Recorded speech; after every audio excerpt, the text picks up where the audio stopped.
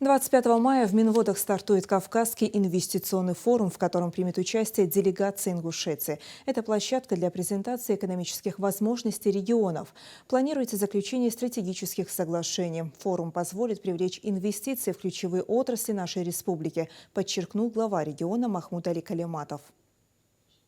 В рамках форума состоится церемония ввода в эксплуатацию газопровода на площадку агрокомплекса «Сунжа». Это важный шаг для развития агропромышленного комплекса региона.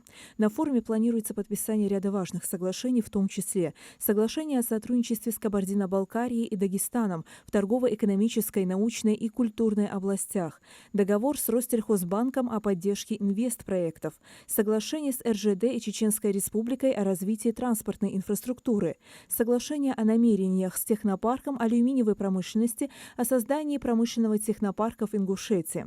Представители Ингушетии выступят на ключевых дискуссиях: возвращение героев реабилитации на курортах Северного Кавказа, промышленная трансформация Северного Кавказа, внешние экономические связи, компас в развитии экономики.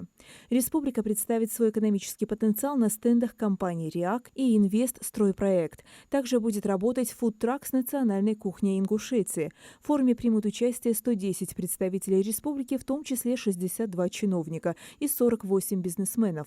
Форум станет площадкой для укрепления межрегиональных связей и привлечения новых инвестиций в экономику Северного Кавказа.